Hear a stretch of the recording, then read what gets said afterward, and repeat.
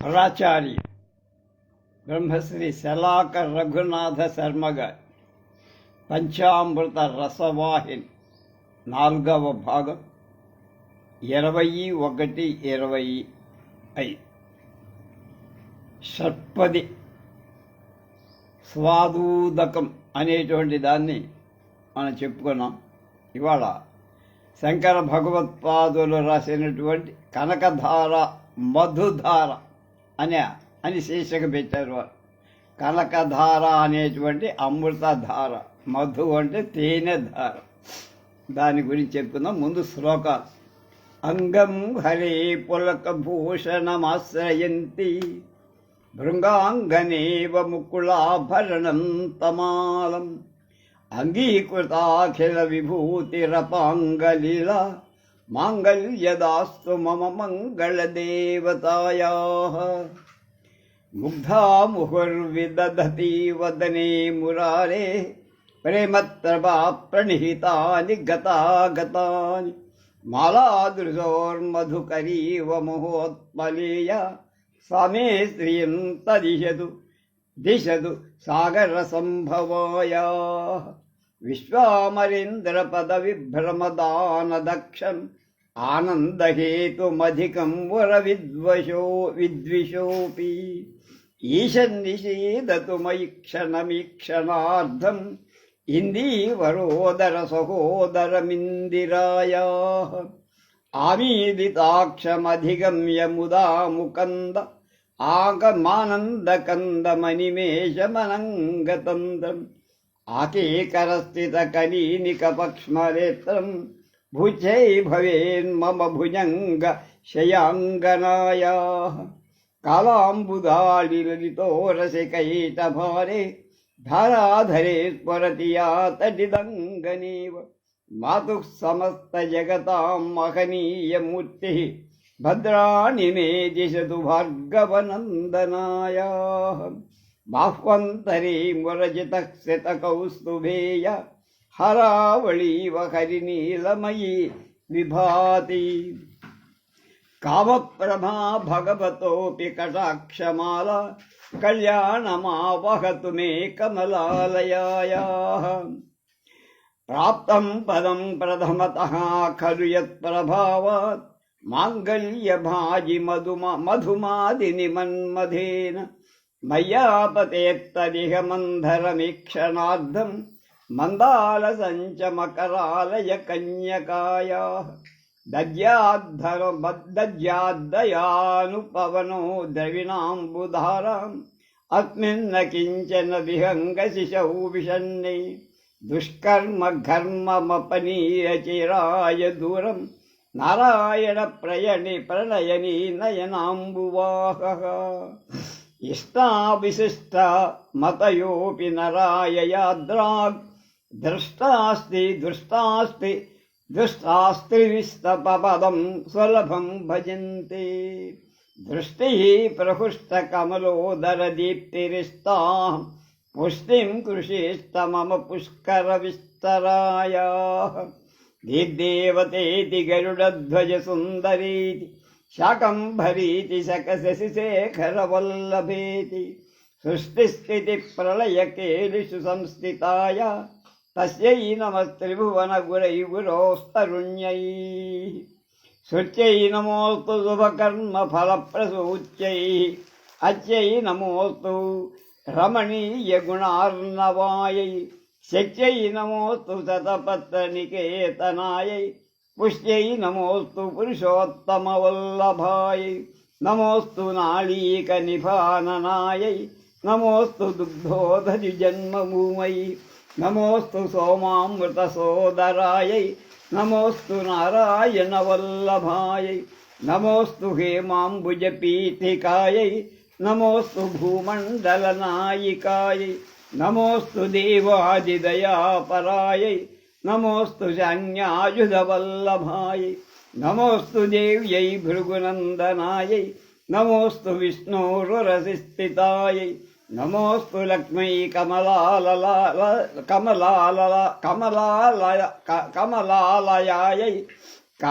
ఆలయాయై నమోస్తు దామోదరవల్లభాయై నమోస్తు కాంచై కమలేక్షణాయై నమోస్తు భూత్యై భువనప్రసూచ్యై నమోస్తు దేవాదిభిరర్చితాయై నమోస్తు నందాత్మజవల్లభాయై సంపత్కరాణి సకలేంద్రియనందనాని సామ్రాజ్యదాననిరతాని సరోరుహాక్షి త్వద్వందనాని దురితాకరణోజ్యతాని మామేవ మాతరనిశం కలయంతు మాన్యై యత్కటాక్షసముపాసనా విధి సేవకస్య సకలార్థసంపదః సంతనోతి వచనాంగమానసైః త్వాం మురారిహృదయేశ్వరీం భజే సరసి జనయనే సరోజహస్తే ధవళతామాంసు గంధమాల్యశోభే భగవతి హరివల్లభే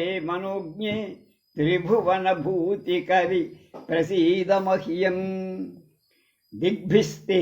దిగ్భిస్తిభిः కనకకుంభముఖావసృష్ట స్వర్వాహినీ విమలచారుజలప్లుతాంగి ప్రాతన్నమామి జగతాం జననీమశేష లోకాధినాథ గృహిణీమమృతాబ్ధిపుత్రీం కమలే కమలాక్షవల్లభే త్వం కరుణాపూరతరంగితైరపాంగై అవలోకయ మాం కించనానాం ప్రథమం పత్రమకృత్రిమం దయాయ స్తువంతి ఏ స్తుతిభిరమోభిరన్వహం త్రయీమయీం భూతిభువనమాతరం నమాము గుణాధికా గురుతర భాగ్యభాజినో భవంతి తే భువి బుధ భావితాశయాః సువర్ణధారాస్తోత్రం యచ్చంకరాచార్య నిర్మితం త్రిసంధ్యం యః పఠేన్ నిత్యం స కుబేరసమో భవేత్. అధిక శ్లోకాలు ఉన్నాయి ఇందులో. 3 1 బిల్వాటవీ మధ్యల సత్సరోజే సహస్రపత్రే సుఖ సన్నివిష్టాం అష్టాపదాంభోరుహ పాణి పద్మాం సువర్ణవర్ణాం ప్రణమామి లక్ష్మీం కమలాసన పాణినా లలాటే లిఖితామక్షర పంక్తిమస్య జంతోః పరిమార్జయమాతరంఘ్రిణాతే ధనికద్వార నివాస దుఃఖదుగ్ధ్రీం అంభోరుహం జన్మగృహం భవాచ్య వక్షస్థలం భర్తృగృహం మురారేః కారుణ్యతః కల్పయ పద్మావాసే లీలాగృహం మే హృదయారవిందం. శ్రీ కనకధార శ్రీమద్ శంకర భగవత్పాదులు జ్ఞాన అవతారమూర్తి, అంటే జ్ఞానమే అవతారంగా మూర్తీభవించిన వారు. జగద్గురు బిరుదు వారిని ఆశ్రయించి అర్థవంతమై, ఎంతోమందికి జగద్గురు ఉండొచ్చు కానీ ఆ గురుత్వాన్ని ఈయన దగ్గర ఉన్నంత గొప్పగా ఎవరికి రాణించలేదన్నారు. తల్లి తనయుల శక్తియుక్తులను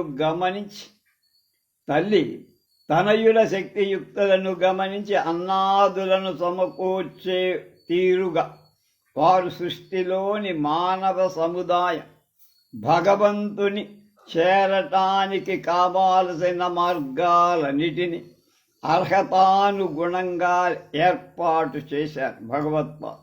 కనుకనే వారు జగత్తు గురువు.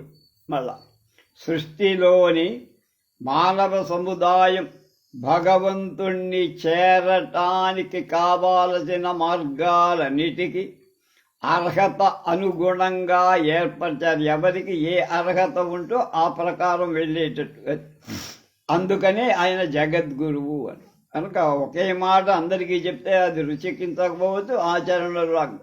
ఎవరి స్థాయి స్థితి బట్టి వాళ్ళకి చెప్పాలి. అలా చెప్పారు కనుక జగద్గురు. అది లోక శంకరులన్నారే. క్షం అంటే శుభం కలిగించేవాడు. లోకానికి శుభాన్ని కలవంటే చెయ్యడు, శుభాన్ని కలగ చేసే. అలాంటి మార్గాలలో ఒకటిగా భక్తికి సంబంధించిన స్తోత్ర వాంగ్మయాన్ని దేశ కాలాల పాత్ర అధీనంగా అనేకమైన రుచులైన లోకుల చిత్తవృత్తులకు అనుగుణంగా విశాల పరిధిలో వివరించారు, లేదా రచించారు. అంటే విశిష్టంగా రచించారంటే గొప్పగా రాశారు అని అర్థం. మామూలుగా రచించారంటారు, విరచించారంటే విశిష్టంగా రాశారు, గొప్పగా రాశారు. అందులో కనకధారాస్తవం చాలా ప్రముఖమైంది. ఇక ఒక పేదరాలు తన ఇంటికి శ్రీశంకరులు భిక్షార్థం కాగా, ఆయన బాలశంకరుడే, ఇంకా ఇవ్వటానికి ఏం లేకపోతే తన దౌర్భాగ్యానికి బాధపడుతూ ఇంటిలో ఉండేటువంటి ఒక ఉసిరికాయను భిక్షాపాత్రలో వేసింది. కుచేలుడిచ్చిన కొలిదెడు అటుకలను ప్రీతిపూర్వకంగా గ్రహించి తృప్తి పడిన కృష్ణ పరమాత్మ ఆయనకు అష్టైశ్వర్యాలు అనుగ్రహించిన విధంగా శ్రీ భగవత్పాదులు ఆ క్షణంలో మహాలక్ష్మీదేవిని స్తుతించి ఆమె చేత ఆ గృహంలో సువర్ణ ఆమలకాల ధారగా, ఆమలకం అంటే ఉసిరికాయ, ధారగా కురిపించారని ఒక ఐతిహ్యం, ఇతిహాసం చెప్తారు. అప్పటి ఈ స్తోత్రమే కనకధారా స్తవం అయింది. ఐహిక సంపత్తి పారమార్థికంగా పనికొస్తుందా అని ఒక ప్రశ్న. ఐహికంగా మనం ఎంతో సంపాదించి ఉంటాం, అది పారమార్థికానికి అంటే మోక్షానికి ఉపయోగపడుతుందా అని లోకంలో ఒక ప్రశ్న ఉంది అంటున్నారు శలాకవారు. ఆ ప్రశ్న ఎక్కువ సన్నివేశాలలో పనికిరాదనే అందరి అనుభవం. కనుక డబ్బున్నంత మాత్రం చేత మోక్షానికి అర్హుడు కాడు, ఆ మార్గంలో వెళ్ళటానికి వీల్లేని వాడు అని దాదాపుగా 99% అది రుజువవుతుంది. ఎక్కడో ఒక కవచిత్ అంటారు, ఎక్కడో ఒకళ్ళు రెండు సందర్భాల్లో అది అవ్వచ్చు. అలాంటి ఎడల శంకరుల ఈ స్తవం మానవులకు శ్రేయస్సాధకమవుతుందని ఎలా శంకింపబడలే. కనుక దీనివల్ల చదివితే మనుషులకి లాభం కలుగుతుంది, ఇంట్లో బంగారం ఏర్పడుతుంది అనే అనుమానం అక్కర్లేదంటున్నారు ప్రాచార్య రఘునాథ శర్మ.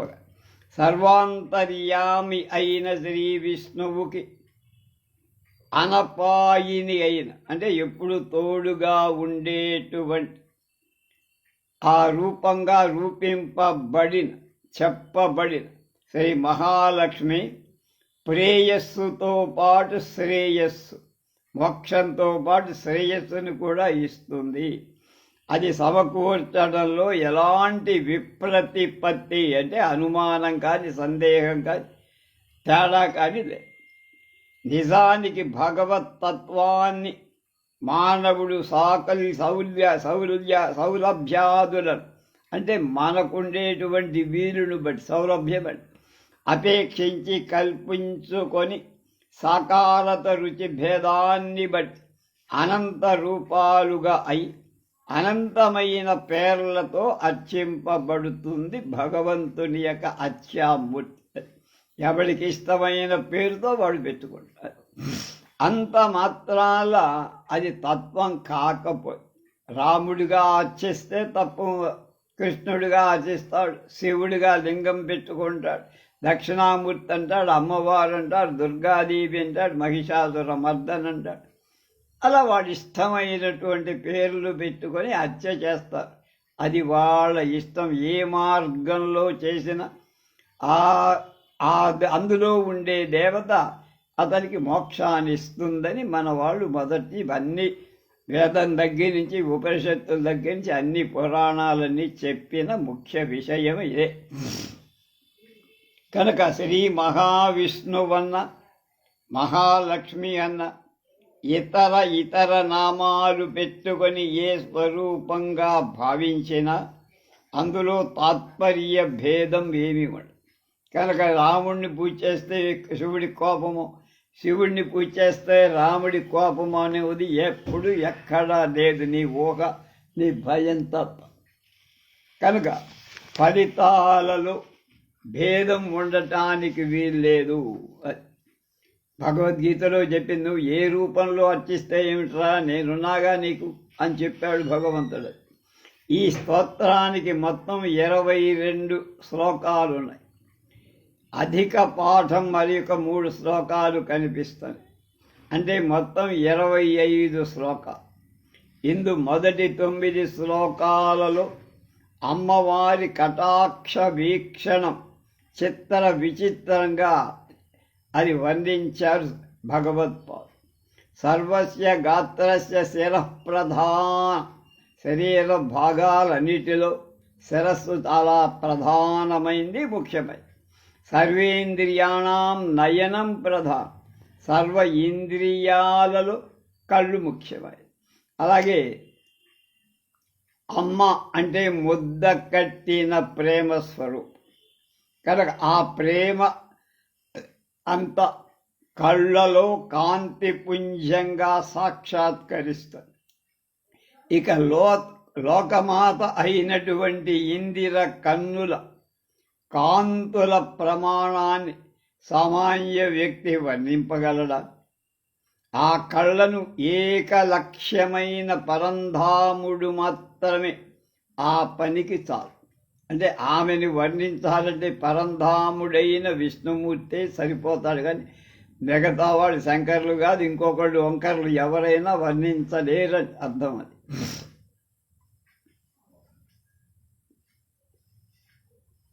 శివాయ విష్ణురూపాయ శివరూపాయ విష్ణవే అనే న్యాయాన్ని అనుసరించి శ్రీ శంకరులు మాత్రమే ఆ నేత్ర సౌందర్య సౌభాగ్యాలను వర్ణింపగలరు.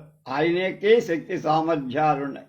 ఎందుకని శంకరాచార్య అపర అవతారం కనుక.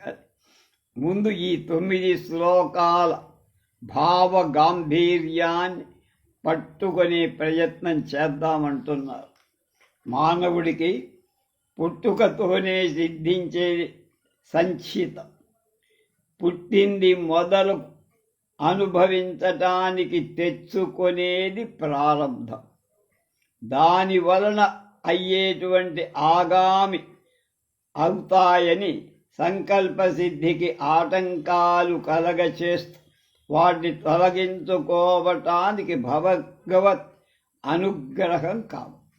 విఘ్న నిరాసనం చెయ్యటానికి భగవత్ స్వరూపాన్ని విఘ్న నాయకుడుగా భారతీయులు వాంఛించారు, కోరారు. అందుకనే ఏ పని మొదలుపెట్టినా ముందు విఘ్నేశ్వర పూజతో ప్రారంభం. ఈ స్తోత్రానికి తిలకాయమానంగా అంటే గొప్పగా ముందు కనపడి కొట్టొచ్చినట్టు కనపడేదారు అంటామే, అది విఘ్నేశ్వర ప్రార్థన ఉంది. ఈ శంకరుడు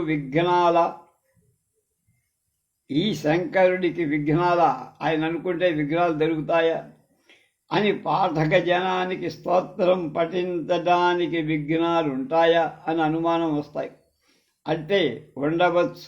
కనుక తత్ అర్థం దానికోసం నీవు ఈ విఘ్ననాయక ప్రార్థనం అవసరమవుతోంది. వందే వందారు మందార మిందిరానంద కందళం అమందానంద సందోహ బంధురం సింధురాననం అని మొదలుపెట్టారు.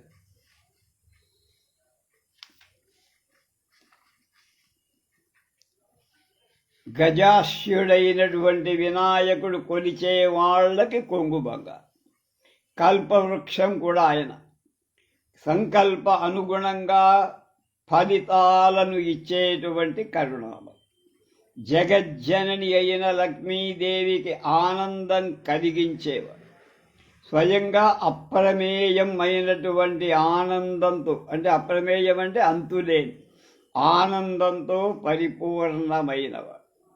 అలాంటి గజవదనుడికి నమస్కారం పెట్టారు.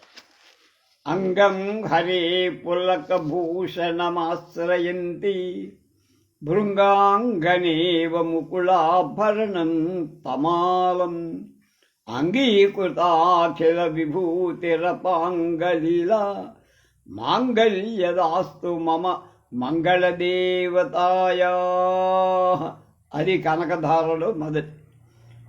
మొగ్గది భూషణాలుగా గల తమాల వృక్షం, చీకటి మానంటారు, ఆశ్రయించిన ఆడు తుమ్మెదలలాగా పులకలి అంటే పులకరింతది భూషణాలుగా గల శ్రీహరి అంగాన్ని ఆశ్రయించింది.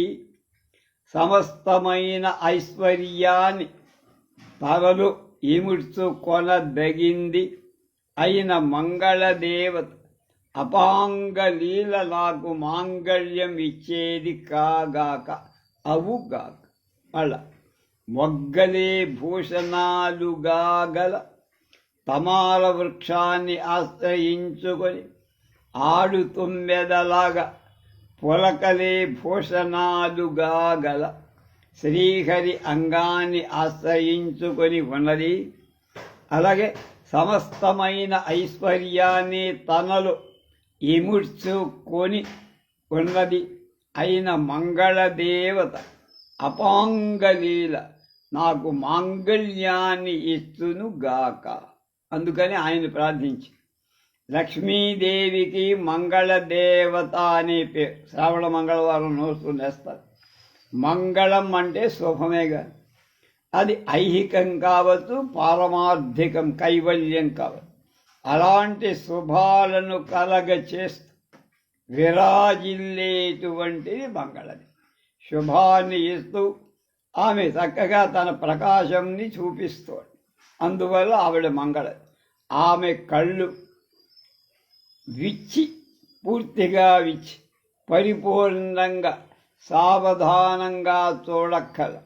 ఆమె కళ్ళన్నీ విప్పాచి లోకాన్ని చూడాల్సిన అవసరం లేదమ్మకి. అది అలాంటి అపాంగ అక్కల హేలగా కడకంటితో ఒక్కసారి అప్రయత్నంగా చూస్తే చాలు. ఇది కడగంటే ఇలా, అలా చూస్తే చాలు, అంతగాని ఇలా చూడక్కర్లేదని ఆయన చెప్పింది. అది కనుక రెండు కళ్ళు విప్పదీసుకొని చిన్న వస్తువుని ఏదో చూస్తున్నట్టు మనం చూడాల్సిన అవసరం ఆవిడికి. హేళగా విలాసంగా ఇలా ఒక్కసారి ఓరగంటతో చూస్తే అన్నీ ఆవిడికి అర్థమైపోతాయి, తెలుస్తాయి. కనుక అలాంటి అపాంగలీల తాపత్రయ పీడితమైన సర్వజంతుకోటికి సమస్త సన్మంగళాలు సమకూర్చగల. దానికి ఆ సామర్థ్యం ఎక్కడిది అని ఒక అనుమానం నీకు రావచ్చు. కనుక సమాధానంగా చెప్తున్నారు భగవత్. అంగీకృత అఖిల విభూతి అన్నారు ఒక మాట. అంటే విభూతి అంటే ఐశ్వర్యం. ధనధాన్య వస్తు వాహనాది సంపత్తి స్థూలంగా ఐశ్వర్య శబ్దంలోకి అర్థం, దానికి అర్థం అది. ఈశ్వరతత్వం సమస్తంలో ప్రభుత్వం కలిగి ఉండటం, అన్నిటి మీద కమాండింగ్ అయింది అని సూక్ష్మ. అలాంటి సకల ఈశ్వర తత్వం, సకలేశ్వర తత్వం ఆ కడగంటి యందు ఐచ్ఛికంగా అంగీకరింపబడి అలా చూస్తే చాలు, అన్నిట్లోనూ అందరూ కనపడు. అలాంటి సమస్త భువనాలకు సర్వకాల సర్వావస్థలలో వాంఛించిన సంపదలను ఇవ్వగలిగిన లక్షణం ఆ కంటి యొక్క తుది చూపులోనే, ఘోర చూపులోనే విలాసంగా నెలకొల్పబడిందని భగవత్పాదుల యొక్క భావం. ఆ చూపు శ్రీహరి దేహం మీద లగ్నమై, ఇలా చూసిన చూపు నీ మీద నా మీద చూడలేదట. దేవదేవుడైన శ్రీయపతి ఉన్నాడే, ఆయన మీద చూసి. ఆయన ఎలా ఉన్నాడు? నీలమేఘశ్యాముడు, నీలవర్ణం ఆకాశం సముద్రాన్ని తలపింపజేసి. అనంతత్వానికి ఇవి రెండు ప్రతీక. ఆకాశం అంటే ఎక్కడుందో, ఎంత దూరం వ్యాపించిందో చెప్ప. సముద్రం అంటే ఎంత దూరం ఉందో, ఎంతవరకు వ్యాపించిందో కూడా మనకు తెలియదు, ఎంత లోతుందో కూడా తెలియదు. కనుక నీల మేఘం మాత్రమే పిపాసాతురులకు జల సమృద్ధి, నీలమేఘంగా ఉంటేనే అందులో నీళ్లున్నాయని, ఆ నీళ్లు వర్షిస్తాయని మనకు దానివల్ల దాహపీడితులకు సంతృప్తి కలుగుతుంది. మామూలు మేఘాలు ఎన్నున్నా మనకేం లాభం లేదు. కనుక దాన్ని బట్టి శ్రీహరి జీవకారుణ్యం అభివ్యక్తమవుతుంది. ఆయన జీవుల మీద కారుణ్యం వహించి ఉన్నాడు. ఆ కారుణ్యం వల్లనే ఇంతమంది ఆయన అనుగ్రహం కోసం ఎదురు చూస్తూ ఉంటారు అనే అర్థం. కనుక లక్ష్మి విష్ణువుకి అనపాయిని, నిత్యానుపాయిని. అది నిత్య అనపాయి అంటే లక్ష్మీనారాయణ వేరు వేరు వ్యక్తులు కారు, ఇద్దరు ఒక్కటే అని అర్థం. అంటే ఒకటే మూస. ఈ క్రీగంటి ప్రసారం ఇలా కంటి చూపుతో చూసింది కదా, ఆ క్రీగంటి ప్రసారం సర్వాంతర్యామి అయిన నారాయణుడి దేహానికి అలా చూడటం మూలంగా ఆయనకి ఆనంద పులకలు కలిగాయి ఒళ్ళంతా కూడా. అది అమ్మవారు అలా చూడటంతో విష్ణుమూర్తికి పులకాంకితం అయ్యింది మీన శరీరం. ఆ క్రీగన్ను నారాయణుణ్ణి ఆశ్రయింపక ఉండజాలదు. ఆ కన్నెప్పుడు ఆయన కోసమే ప్రత్యేకించబడి, అంటే జగత్పితరులైన లక్ష్మీనారాయణుల అన్యోన్య అనురాగం ఎంత గొప్పదో దీనిలో వివరించి చెప్పారు భగవత్పాదులు. అలా అవడం జగత్ ప్రణయం, అంటే జగత్తుకి శుభం, శ్రేయస్సు, మంగళం. కనుక కాకపోతే ఊరికై కానిదని ఊహిస్తే జగత్ ప్రళయం అవు. కనుక జగత్ ప్రళయం కాదు, ఇది జగత్ ప్రణయం. ఇట్లా ఈ శ్లోకంలో లక్ష్మీనారాయణుల అవినాభావ స్థితి, లక్ష్మీ కటాక్ష వీక్షణం యొక్క అనన్య మహత్వం ప్రతీయమానాలవుతూ ఫలప్రధాన విషయంలోని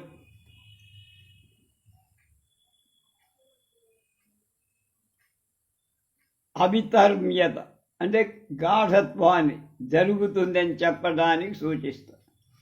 తన కంటి చూపుకి ఎంత మహత్మ్యం ఉంటే నిండు చూపుకి ఎలా ఉంది, కడగంటి చూపుకే, అమ్మవారి కడగంటి చూపుకే ఎంత మహత్మ్యం ఉంటే రెండు కళ్ళు విప్పారి చూస్తే ఆ మహత్యం అంతులేంది అని అర్థమవుతోంది. అది ఊహించుకోవాల్సిందే కానీ వర్ణించడానికి ఎవ్వడి వల్ల కాదు. అది మొదటి శ్లోకం యొక్క తాత్పర్యం, భావం. ముగ్ధా ముహర్విదధీ వదనే మురారే ప్రేమత్రపా ప్రణిహితాని గతాగతాని మలాదృశోర్మధుకరీవ మహోత్పలేయ సమే శ్రియం దిశతు సాగర సంభవాయ. శ్రీ మహాలక్ష్మి దృష్టి పరమ మనోజ్ఞమైంది. అది మురారి ముఖంలో పద్మంలో మాటి మాటికి వాలుతూ పోయేగా తిరుగుతూ ఉండేటువంటి ఆడ తుమ్మెదలాగా ప్రేమతో సిగ్గుతో వస్తూ పోతూ ఉండేటువంటి చూపుల మాటి మాటికి ప్రసరింపచేస్తారు.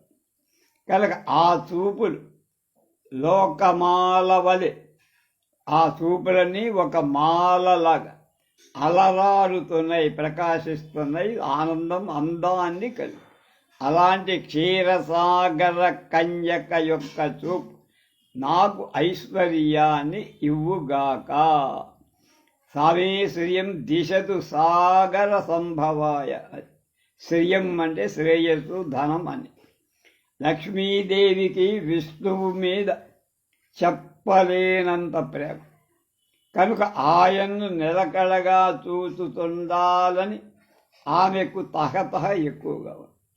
ఆయనకు ఇంతే, ఆమె వైపు చూడాలని ఈయనకు కూడా అలాగే ఉంది. ఆమె వైపే తదేక ధ్యానంతో చూస్తున్నాడు కాబోలు. పురుషుడవటం చేత ధైర్యంగా రెప్పవాల్చగా చూస్తున్నట్టుగా మనం భావించుకో. అమ్మవారికి తగని సిగ్గు. ఎంత సిగ్గైనా ప్రేమలో నుండి తరమటం చేత ఆగజాల ఒక్కసారి చూపును ఆమె చూపింది ఆయన వైపు.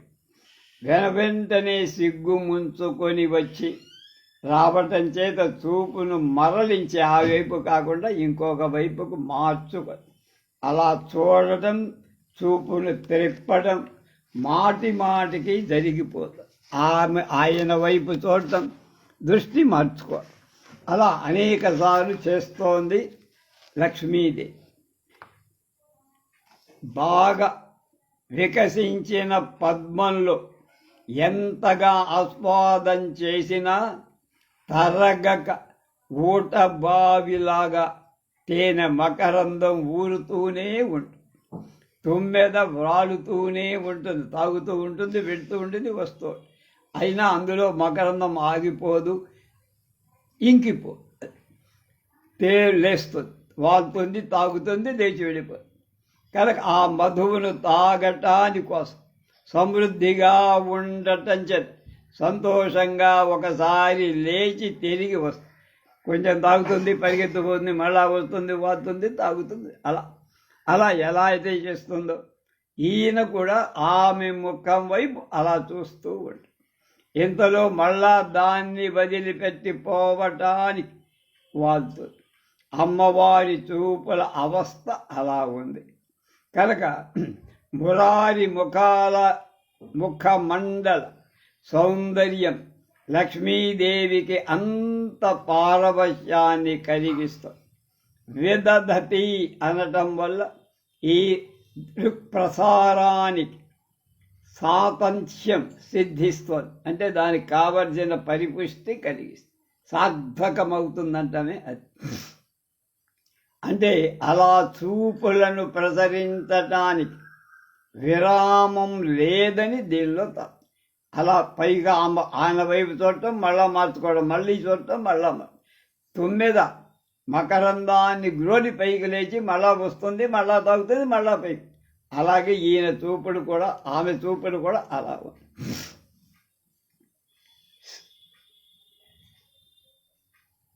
కనుక నారాయణుని తదేక వీక్షణ అనుమాన ప్రమాణ గమ్యం. అవతలి వ్యక్తి ఇటువైపు చూడకపోతే జంకు గొంకులు లేకుండా నిశ్చలంగా ఉండదు. నీ చూపు నువ్వే, ఆయనమో స్థాణువులాగా ఉంటాడు కనుక నువ్వు ఎన్నిసార్లైనా చూసుకో. కానీ వస్తూ పోతూ ఉండే ఈ చూపులు కనుకనే అవి మాలలాగా గోచరిస్తాయి. ఆ చూపులు ఒక మాల, దండలాగా ఉంది. అలాంటిది జగజ్జననీ జనకుల ప్రేమ బంధం. అది సర్వలోకానికి స్థితికారక. ఆ స్థితికి భంగం చెయ్యటానికై ఒక రావణాసురుడు, ఒక శిశుపాలుడు, అలాంటి జాతి అప్పుడప్పుడు ఉద్భవిస్తూ ఉంటుంది. ఆ సంకల్పం వాళ్ళకి సమూల నాశనహేతువే అవుతుంది. ఆ సూత్రాన్ని మాత్రం అవంతా ఏమాత్రం దానికి ఆ సంకల్పానికి తేడా ఎప్పుడూ రాదు. అలాంటి చూపు నాకు ఐశ్వర్యం ఇవ్వుగాక అని భగవంతుడి యొక్క ప్రార్థన. ఆ చూపులు గల తల్లి సాగర సంభవ. ఎక్కడ పుట్టింది? సముద్ర మథనంలో పుట్టి. సాగరానికి రత్నాకరం అని పేరుంది కదా. ఆ పాల సముద్రంలో సారభూతంగా తేలిన లక్ష్మి ఎవరికి ఏమి ఇవ్వలేదు, అన్నీ ఇవ్వగలదు, అన్నీ అందులోనే ఉన్నాయి. కానీ ఈ శ్లోకంలో మే మమ అనే పద అర్ధాంతర సంకరమిత వ్యాఖ్య. ఆర్తుడైనటువంటి తదేక ధ్యాన తత్పరుడైనటువంటి దారిద్ర్యం చేత బాధిత పీడితుడైనటువంటి అనేక అర్థాలతో సంపాదితం అయినటువంటి ఈ పదాలను తప్పనిసరిగా తెలుసుకోవాలి. అది గొప్పతనం. ఆచార్య పాదులు మన కోసం రాసిన స్తోత్రం కనుక ఇలా భావించటంలో అనౌచిత్యమేమీ లేదు. పూర్వ శ్లోకంలో అమంగళ క్షితి కోరి, అమంగళం జరగకుండా ఉండాలి, శుభం జరగాలని కోరి మొదటి శ్లోకం. ఇందులో రెండవ దానిలో ఐశ్వర్యం వాంఛించబడి, అంటే లక్ష్మీ కటాక్ష విలాస భూమిగా హృదయంలో హృదయాన్ని సంసిద్ధం చేసుకోవటానికి ముందు అమంగళాలు అంతరించాలని తాత్పర్యం. అమంగళం అంటే అడ్డుపడే శక్తి లేకపోతే పని తేలిగ్గా. అందుకనే ముందు అమంగళాన్ని పరిహరింప చేసుకున్నారు. గణేశ ప్రార్థన లాంటి ప్రార్థన. మూడవది విశ్వామరేంద్ర పద విభ్రమదాన దక్షం ఆనందహేతుమధికం మురవిద్విషోపి ఈశన్నిషేదతు మయి క్షణమీక్షణార్థం ఇందీవరోదర సహోదరమిందిరాయా. విశ్వాసురేంద్ర పద విభ్రమదానదక్షం ఆనందహేతుం అధికం మురవిద్విషోపి ఈశన్నిషీదతు మయి క్షణమీక్షణార్థం ఇందీవరోదర సహోదరమిందిరాయా. సమస్త దేవలోక పదవీ విలాసాన్ని అనుగ్రహింపజాలగలిగినది శ్రీమన్నారాయణుడి అత్యధికమైన ఆనందాన్ని సంఘటింపచేసేది నల్ల కలువల లోపల మనోజ్ఞమైన చల్లని కాంతికి సమానమైంది అయిన ఇందిర అరమోట్పు చూపు ఒక్క క్షణకాలం నాయందు నిలువుగా. ఆయన మీదే కాదు, లోకంలో నా బోటి వాడు ఉన్నారు, నా బోటి వాళ్ళ మీద కూడా ఆ చూపు ఒకసారి ప్రసరింప చెయ్యి అని భగవంతుడు కోరుతున్న, భగవత్పాదులు కోరు. ఈ మహాలక్ష్మి ఒకసారి చూసి చూడనట్టు హేళగా చూసినంత మాత్రం చేత ఆ కడగంటి ఆ చూపు పడిన వాడి సమస్త దేవేంద్ర పదవి తర్వాత దానంతటకదే వరిస్తుంది. ఆమె చూపు పడితే రాందేమీ లేదు. అంటే ఆమె సర్వ జగన్నియామకురాలు అనే అర్థం ఇక్కడ వ్యక్తం చేశారు భగవత్వ. అమరేంద్ర పదాన్ని చెబితే కైముత్రు న్యాయాన్ని తక్కినవన్నీ లభిస్తాయి అని చెప్పాలా? అక్కల. కనుక అమరేంద్ర పదం వస్తే అన్నీ వచ్చినట్టే కదా. అలాగే 14 లోకాల పోషణ వహించేటువంటి శిష్ట రక్షణ దుష్ట శిక్షణాలతో నిరంతరం మునిగి తేలే మురాంతకుడికి ఆ చూపు అధికమైన ఆనందాన్ని సంధానిస్తుంది. అంటే ఇందిరా మనోజ్ఞ వీక్షణ ప్రసార జనిత ఆనంద విశేషం వల్ల విష్ణువు జగత్ పోషణ రక్షణ శిక్షణ అనే కార్యాలను అవలీలగా నిర్వహిస్తున్నాడు. ఏం కష్టపడక్కల.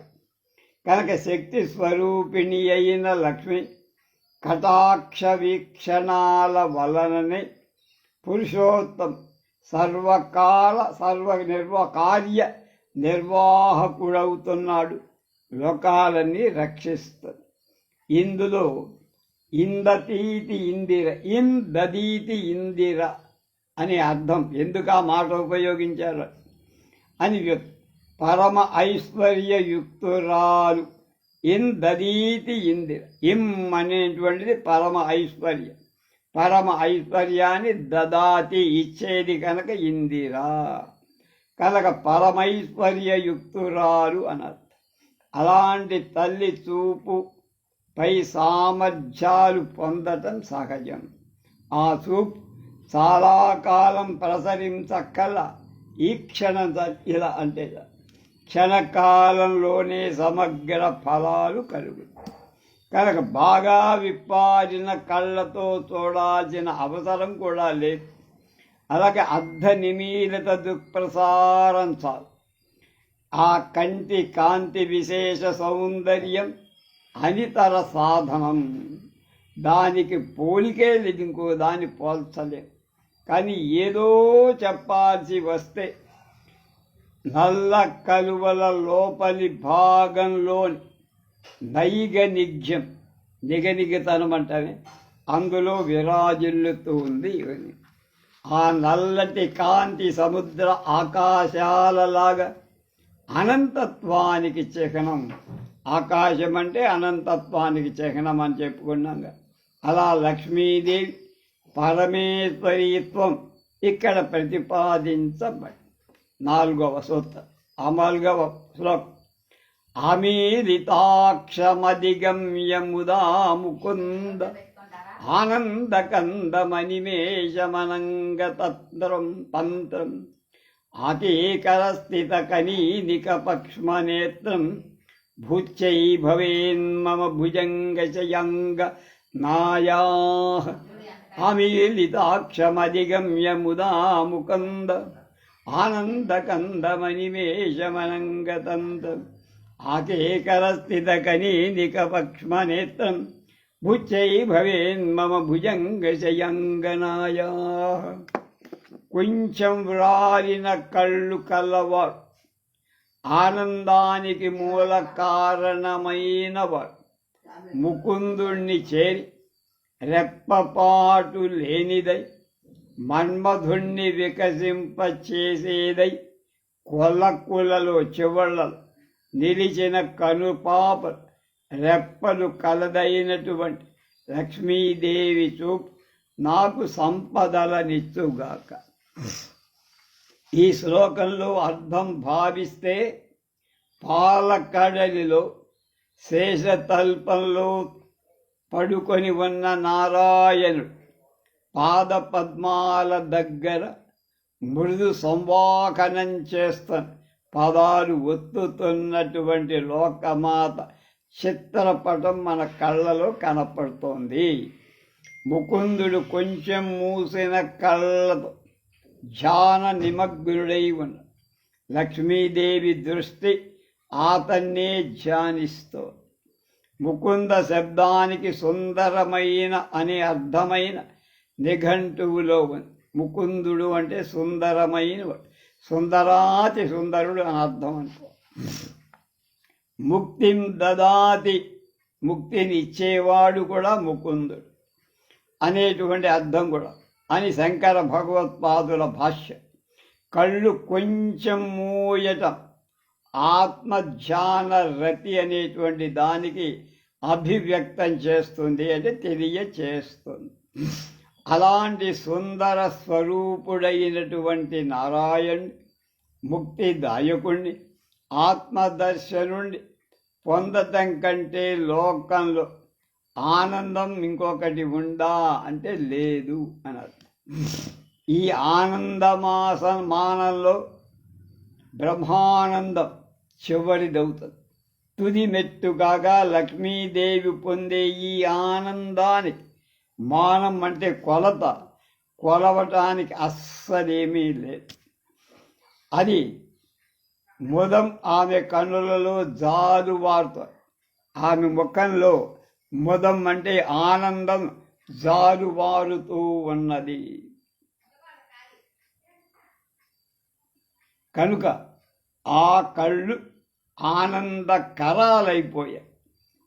కనులు ఏ కొంచెం మూతపడిన ఆ ఆనంద ప్రవాహ స్వాతంత్ర్యం భంగమవుతుందేమో అని దాన్ని మేషాలైపోయాయి, అనిమేషాలైపోయాయి. కళ్ళు ముయ్యకుండా రెప్పలు వాల్చకుండా అలా చూస్తోంది. అనిమేషం అంటే రెప్పపాటు లేని. లక్ష్మీనారాయణుల దాంపత్యం లోకాల్లో ఆనందానికి స్థితికి మూల కారణమైపోయి కనుక అందువల్ల ఆ కళ్ళలో మన్మధుడు తాండవమాడుతుంటాడు. సగం వ్రాలిన రెప్పలలో కనుపాప సగభాగం పైకప్పుతో పై రెప్పలు ఇమిడి సహభాగం మాత్రమే కనపడుతోంది. కను కొనల వైపు తిరిగి ఉన్న చూపును ఆకేకర దృష్టి అంటారు. కను కొలకుల వైపు తిరిగి ఉన్న చూపు, ఇట్లా చూసేటువంటి ఈ చూపు పేరు ఆకేకర దృష్టి. అది పరమ స్థిమితమైన హృదయ స్థితిని, పరమ ఆనంద దశ విశేషాన్ని, బాహ్య స్మృతి లేని నిత్య జాగరూకమైన అంతరంగ విశేషాన్ని తెలియచేస్తుంది. అమ్మవారి చూపు ఆ విధంగా ఉన్నది. ఆమె భుజంగ శయనమని అంగన, భుజంగ శయనుడనగా విష్ణుమూర్తే కదా. కనుక భుజంగాలను ఇంద్రియాలకు ప్రతీకలుగా, భుజంగాలంటే పాములు, అవి మన ఇంద్రియాలకు ప్రతీకలుగా సింబాలిక్గా భావించటం లోకంలో సహజంగా ఉంది. కనుక ఇంద్రియాలపై ప్రభుత్వం కలిగి ఉండటం చేత శేషసాయిత్వ నాగభూషణత్వాలు ప్రతిపాదిస్తాయి. అలాంటి ప్రభుత్వం కల నల్లనయ్య ఆమె అంగన అవుతోంది, అంటే భార్య. అంగన అంటే మహాసౌందర్యవతి అని అర్థం. కనుక అలాంటి సత్య శివ సుందరాత్మకమైన భగవత్తత్వంలో సౌందర్యం ఇక్కడ సంభావించబడి చెప్పబడి, అలాంటి తల్లి చూపు నాకు ఐశ్వర్యాన్ని ఇవ్వుగాక అని భగవత్పాదులు మనందరి తరఫున కోరుకున్నారు. 5వ శ్లోకం రేపు.